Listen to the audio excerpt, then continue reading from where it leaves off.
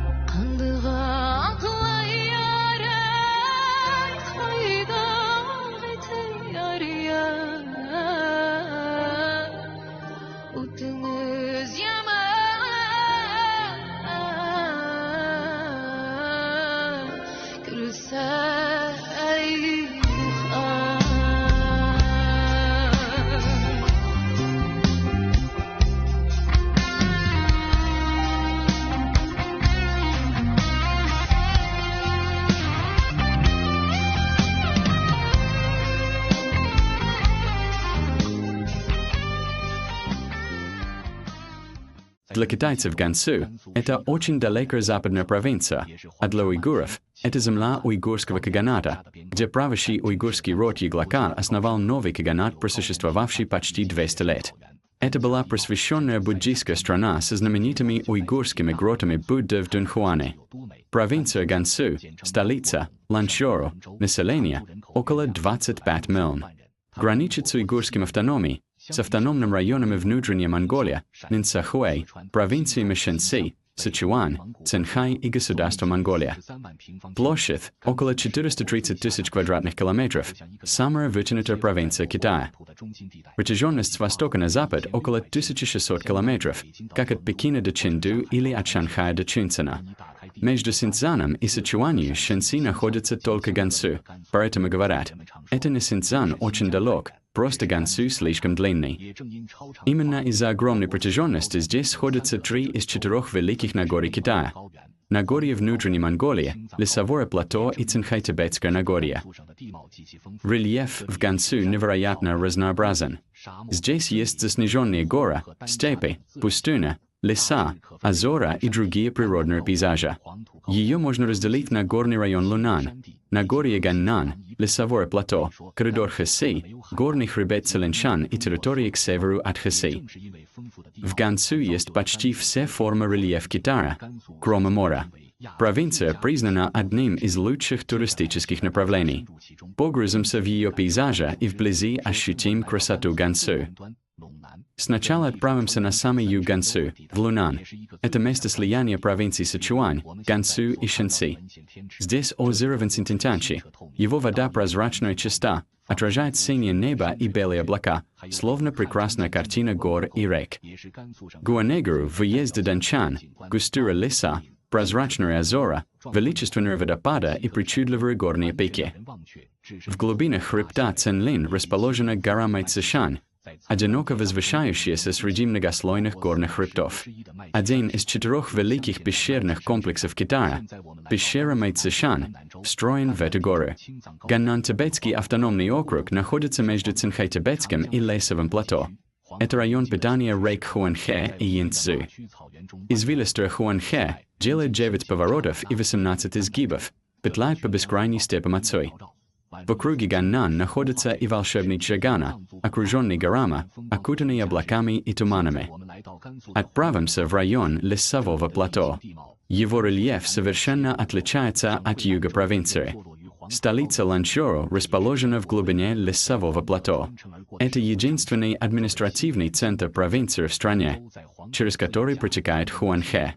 Каменный лес Хуанхэ на берегу реки, благодаря тысячелетним геологическим процессам, резцу ветра, инея и дождя, обрел причудливый рельеф, являя самую величественную сторону лесового плато и привлекающий множество туристов. На северо-востоке есть гора Кунтуншань, первая дорожская гора Китая. Соединяя запад, Лунью, и восток, Гуаньчжоу, она является одним из важных мест зарождения китайской цивилизации. Здесь водохранилище Люцеса. Ущелье образует озеро, плотина обуздывает Хуанхэ. Водохранилище Люцеса называют жемчужиной Нагорья.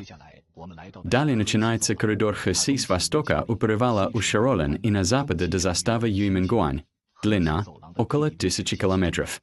С древних времен это был ключевой путь, связывающий Китай с западным краем. В 121 году до нашей эры император Уйджи отправил генерала Хо Цуйбина в поход на запад против Сунну и присоединил Увэй, Чжанья, Цзюцюань и Дуньхуан, известный как 4 округа Хэси. Это название сохранилось и спустя 2000 лет. А древнее название Увэра, Линчжоу, это первая остановка в коридоре Хэси. Здесь также было обнаружено летящее вскачь бронзовое изображение коня, попирающее ласточку, символ китайского туризма.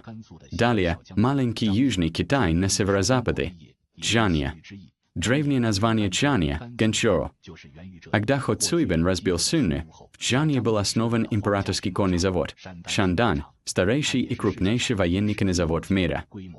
В Чжанье находятся знаменитые разноцветные горы Данца.